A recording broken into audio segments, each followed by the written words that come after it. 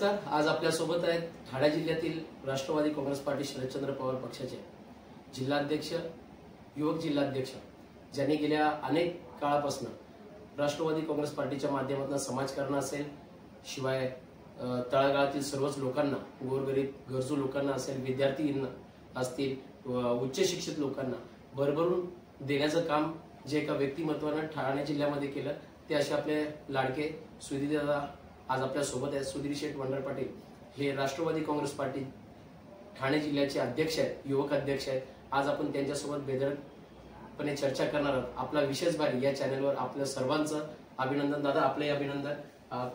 माझी आजची सुरुवात दादा तुमच्याशी एकदम प्रामाणिकपणे असेल की गेल्या अनेक काळात तुम्ही बघितलं की पक्ष फोडून ज्या पद्धतीनं कशा पद्धतीने पक्ष बळकवले जातात, पक्षांमध्ये घराघरांमध्ये वाद लावले जातात, पण ह्या सर्व काळामध्ये आपल्यावर एक विशेष दबाव होता, परंतु तुम्ही पवार साहेबांचं नेतृत्वच का पसंत केलं? अनेक दशकापासून नव्हे तर मी लहानपणापासून पवार साहेबांचे विचार, त्यांचे विचार म्हणजे स्वर्गीय यशवंतराव चव्हाण, शाहू फुले आंबेडकर यांच्या विचारांशी निगडीत असलेला त्यांचा विचारधारा, आणि त्यामुळे ते कुठेतरी जातीय धर्मामध्ये तेढ निर्माण करणाऱ्या पक्षासोबत त्यांनी जाण्याचं केव्हाही टाळलं। आणि आपण विचार जर केला तर महाराष्ट्रामध्ये जी कामं झाली एवढ्या वर्षा कालखंडामध्ये ती पवार साहेबांच्या नेतृत्वामध्ये झाली। नंतरच्या काळामध्ये जी सरकारं आली त्या सरकारांमध्ये कामं किती झाली हा सुद्धा युवकांनी आपण अभ्यास केला पाहिजे। आणि या सर्व अनेक अशी उदाहरणं देता येतील जेणेकरून आपण पवार साहेबांना सोडलं नाही पाहिजे, कारण त्यांची विचारधारा ही आजरामर असेल। आणि म्हणून मी पवार साहेबांच्या सोबत शरदचंद्र पवार राष्ट्रवादी काँग्रेस पक्षासोबत राहील।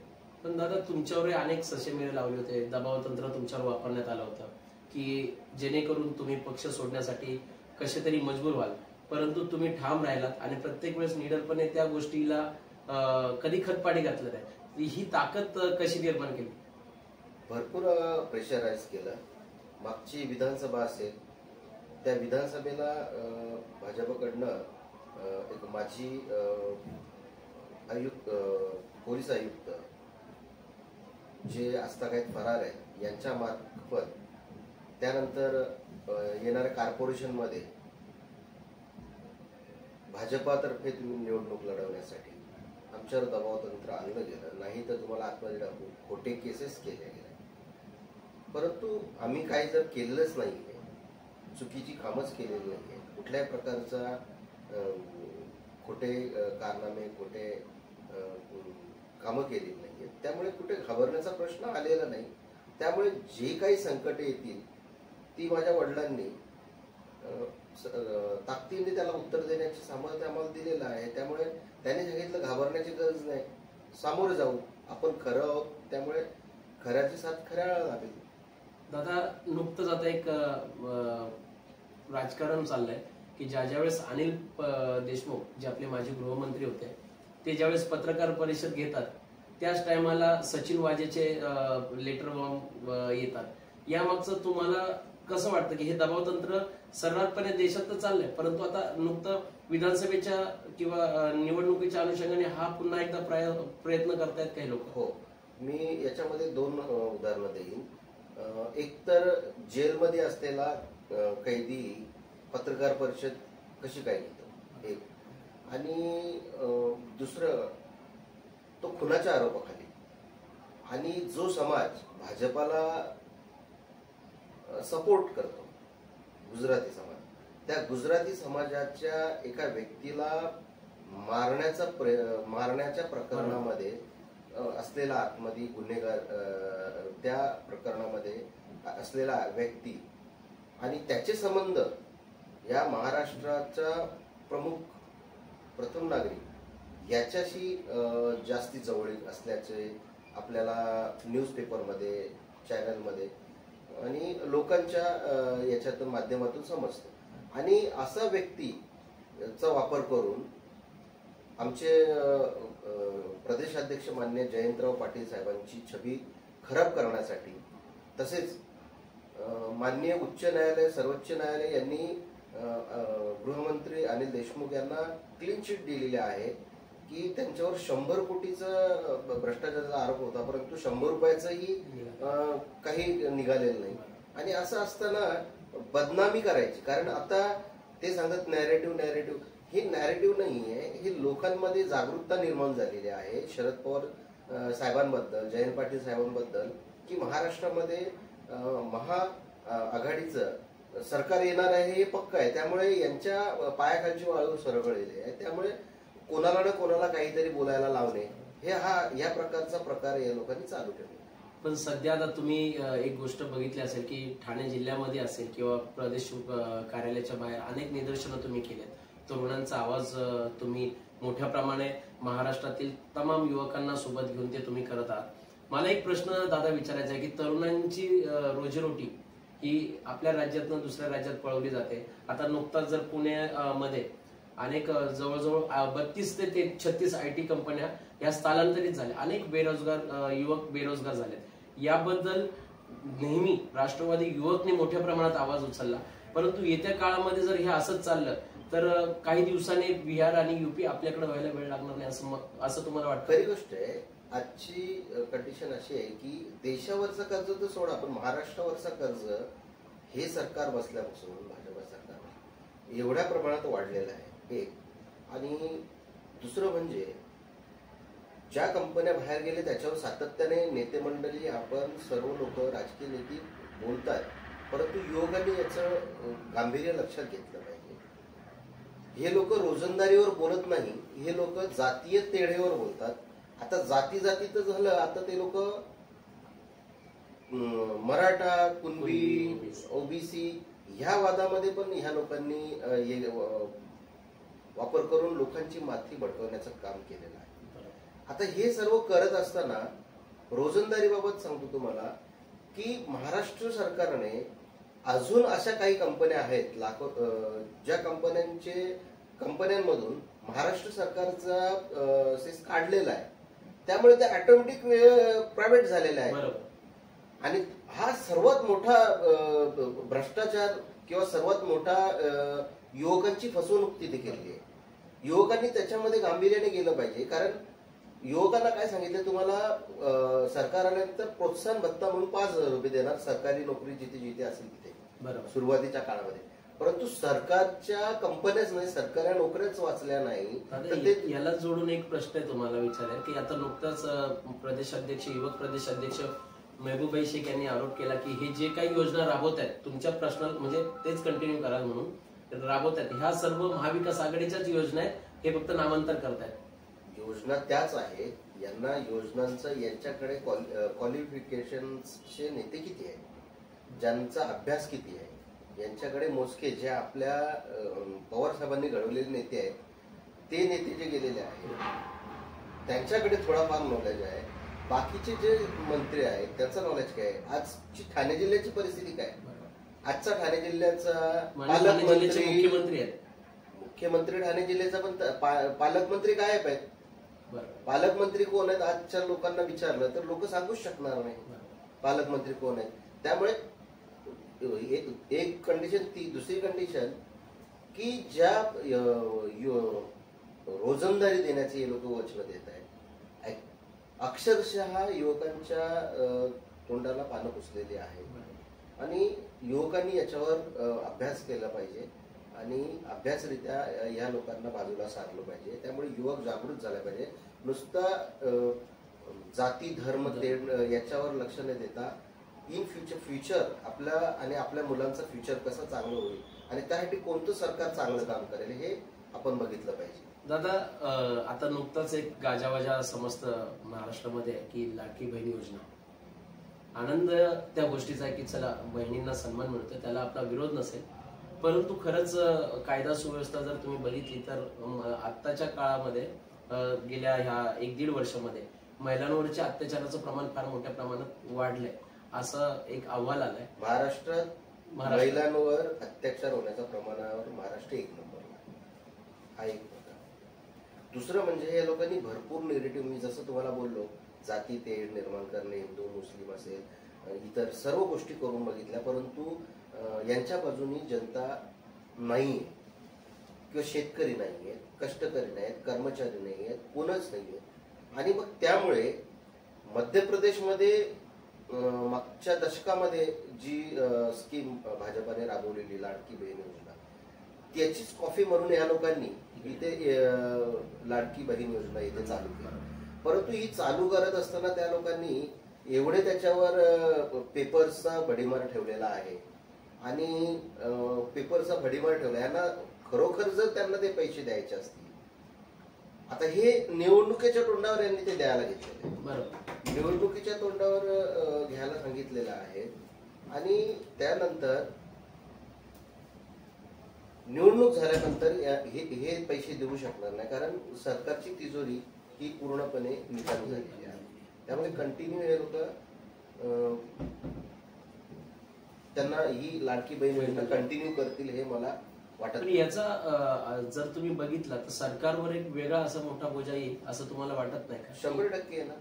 आणि मग हे संपूर्ण कसं राबवतील हा एक खरंच प्रश्न तुमच्या माध्यमातून जनतेला मला सांगावंसं वाटेल की तुम्ही राजकारणात गेले अनेक दशकांपासून आहात, राजकारण की राज्य असो केंद्रापासून तुम्ही बघत आहात, हे वास्तवमध्ये हे किती काळ राबेल तुम्हाला असं वाटतं? इलेक्शन पुरतं की आयुष्यभर? हे फक्त निवडणुकीपुरतच राहणार. निवडणुकीच्या नंतर आमच्या महिलांना हे पैसे मिळणार नाही. कारण तुम्ही 2014ला बघितला, प्रत्येकाच्या खात्यामध्ये 15 लाख रुपये. त्याच्यानंतर स्वतः पंतप्रधानांनी सांगितले जुमला आहे, निवडणुकीचा जुमला आहे. त्यानंतर शेतकऱ्यांसाठी त्यांनी योजना सांगितल्या, काळा धनांना सांगितला. त्याच्यानंतर सर्वात मोठी गोष्ट त्यांनी ती नोटबंदी केल्याच्या नंतर आणि जीएसटी लागू केल्यानंतर म्हणजे सर्वसामान्य लोकांचे कंबरडे मुडले. आणि आताच्या अर्थसंकल्पामध्ये महाराष्ट्राला 0 पैसे, महाराष्ट्रासाठी कुठलाही प्रकारचा निधी नाही या अर्थसंकल्पामध्ये केंद्रीय. आणि त्याच्यानंतर आता जे त्यांनी जो क्रायटेरिया ठेवलेला 5 लाखाचं उत्पन्नाच्या याच्यामध्ये इन्कम टॅक्स मध्ये त्यांना हे करावं लागेल, ते 3 लाखावर आले. आणि त्यामुळे सर्वसामान्य चाकरदार ज्याला 20-35 हजार रुपये पगार असेल त्याचाही वार्षिक उत्पन्न तेवढं जाणार, 3 लाखावर जाणार. आणि मग त्यालाही तिथे टॅक्स पे करावा लागेल. आणि त्यामुळे त्याचे कंबरडेही मोडले गेले. म्हणजे हे सरकार करतंय काय हे त्यांना समजत नाहीये. आता याला जोडून एक प्रश्न असेल की हा सर्वांच्या कदाचित कल्याण पश्चिम मध्ये असेल किंवा कल्याण पूर्व मध्ये आपल्यावर प्रेम करणारे भरपूर लोक आहेत. पदाधिकारी हा एक वेगळा विषय जरी असला तर सर्वसामान्य जनतेचं आपल्या कुटुंबाशी एक वेगळं स्नेहाचं नातं आहे. कल्याण पूर्वे जसं भिवंडी ग्रामीण हा काँग्रेसचा पारंपरिक गड होता, परंतु पवार साहेबांच्या सांगण्यावर तो राष्ट्रवादीकडे आला आणि इव्हन ते सीटही आपलं निवडून आलं. आपलं आनंदाची गोष्ट आहे. परंतु एक गोष्ट मला असं विचारावं वाटेल की कल्याण पश्चिम असेल, पूर्व असेल किंवा कल्याण ग्रामीण असेल, या ठिकाणी महाविकास आघाडीकडे ह्या जागा वाटपामध्ये राष्ट्रवादीला आपल्याला संधी मिळेल का?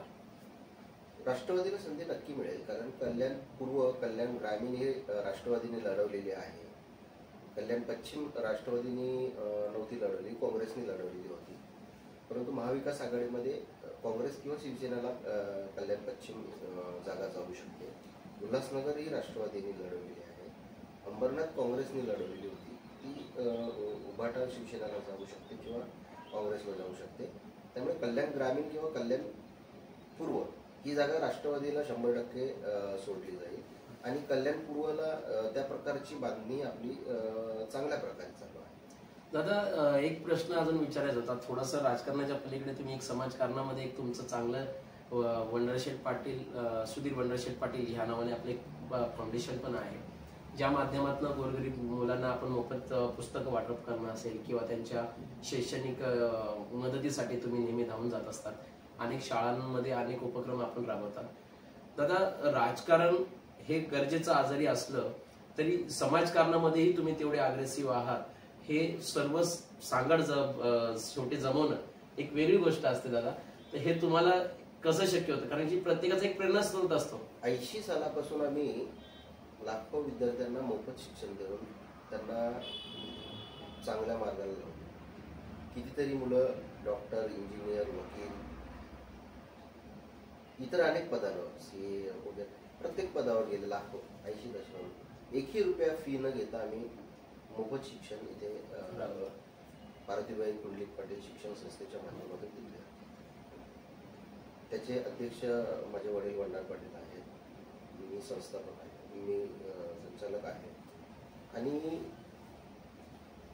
आज मी बघतोय तर खंत वाटते की गेल्या कित्येक वर्षापासून इथे आमदार, खासदार निवडून येतात, परंतु एकही शासकीय विद्यालय, महाविद्यालय किंवा कुठलंही इंजिनिअरिंग कॉलेज, MBBS कॉलेज, कुठल्याही प्रकारचं इथे आजतागायत कल्याण डोंबिवलीमध्ये आणलं गेलं नाही किंवा आणण्याचा प्रयत्न सुद्धा झालेला नाही. याचा फार मोठा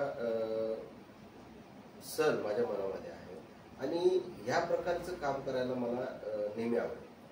दादा, तुम्हाला एक प्रश्न माझा असेल की भविष्यात महाविकास आघाडीमध्ये ज्यावेळेस आपल्या इकडनं जे आमदार, खासदार निवडून जातील, त्या गोष्टी जरी तितक्या महत्वाच्या जरी असल्या तरी आज कल्याण ग्रामीण असेल किंवा कल्याण पश्चिम असेल, कल्याण पूर्व असेल, या ठिकाणी अनेक प्रश्न आहेत जे जनतेच्या मनामध्ये रोजगाराचे तर आहेच, पण त्याच समवेत रस्त्याची जी आज अवस्था बघतायत, ट्रॅफिकच्या समस्या आहेत, जीवनावश्यक वस्तू ज्या आपल्या मिळत आहेत त्याची महागाई मोठ्या प्रमाणात वाढलेली आहे, विद्यार्थ्यांना जाण्याला रोज तारेवरची कसरत करायला लागते. अशा अनेक मुद्दे ज्या मुद्द्यांना तुम्ही नेहमी हात घातला.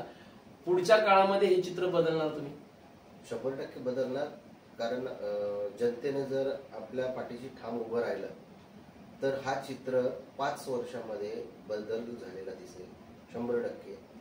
याच्यामध्ये रस्ते असतील, विद्यार्थ्यांना शाळेमध्ये जाण्या येण्याचा प्रश्न असेल किंवा विद्यार्थ्यांना ठाणे जिल्ह्यातून इतर जिल्ह्यांमध्ये MBBS साठी असेल, इंजिनिअरिंग साठी असेल किंवा इतर गोष्टींसाठी बाहेर जावं लागतं, स्थलांतरित जावं लागतं, ह्या गोष्टी बंद करण्याचा प्रयत्न असेल. रोजंदारीचा MIDC आज आपल्या इथे कल्याण डोंबिवली MIDC आहे, अंबरनाथ MIDC आहे, बदलापूर MIDC आहे आणि अजून इतर MIDC आहेत. भिवंडीमध्ये मोठ्या प्रमाणामध्ये MIDCचा प्रकल्प चालू आहे. परंतु चांगल्या नोकऱ्या म्हणजे एखादा उच्च शिक्षित मुलगा असेल त्याला त्याच्या कॅटेगरीची नोकरी मिळत नाही आणि ती कुठेतरी त्यालाही त्याच्या मनालाही खंत असते की मी एवढ्या प्रकारच्या प्रमाणामध्ये शिक्षण घेतलेलं आणि मला माझ्या कॅटेगरीची नोकरी मिळत नाही. तर त्या पद्धतीच्या नोकऱ्या उपलब्ध करून देण्यासाठी मी प्रथम प्राधान्य देईन. दादा, आपण बघितलं की मला वाटतं ठाणा जितका मोठा आहे तेवढाच व्यापलेला आपला कल्याण तालुका आहे, ज्यामध्ये मोठ्या प्रमाणात मोठ्या मोठ्या सोसायटीज आहेत. खूप मोठ्या प्रमाणात झपाट्याने वाढणारे शहर असेल आताच्या काळामध्ये तर कल्याण आहे. कल्याणमध्ये आपल्याला आज बघितलं तर शासकीय रुग्णालय आहे, पण त्याची परिस्थिती तुम्हाला ज्ञात आहे. सध्याच्या ज्या महानगरपालिका ज्यांच्या सत्ता होत्या त्यांनी ते बघितलं, सगळ्या लोकांनी ते बघितलं. महानगरपालिकेच्या रुग्णालयाची परिस्थिती थोडी नाही बऱ्यापैकी बिकट आहे. आपल्याकडे शासकीय औद्योगिक कुठली संस्था नाहीये जिथे आपले मुलं शिकतील. कल्याण शहरातली इंजिनिअरिंग कॉलेज नाहीयेत किंवा वैद्यकीय कॉलेज नाहीयेत, परंतु सर्व सुख सुविधांनी समृद्ध आणि जागा अवेलेबल असतानाही ह्या सुखसोयी कल्याण पश्चिम असेल किंवा कल्याण पूर्वेतील लोकांना मिळत नाहीये. क्लस्टर प्रकल्पाच्या नावावर अनेक सर्वे झाले कल्याण पूर्वेमध्ये, परंतु त्यावरही कोणताही आज प्रकल्प फक्त सर्वे होतात, त्यानंतर त्याच्या पुढे कुठलीही कारवाई होत नाही. तर यावर तुमचं काय भाष्य असेल? कारण हे चित्र तुम्ही बदलू शकता, कारण की येत्या काळामध्ये ह्या कल्याण पूर्व पश्चिम मध्ये आपलं काम आणि आपला जो जनसंपर्क हा दांडगा असल्यामुळे ही धमक तुमच्यात आहे असं सर्वसामान्यांना ज्ञात आहे. मी तर तुम्हाला याच्यावर 5-6 उदाहरणं देईल की प्रथम तर मी कल्याण जिल्ह्याची स्वतंत्र मागणी करेन.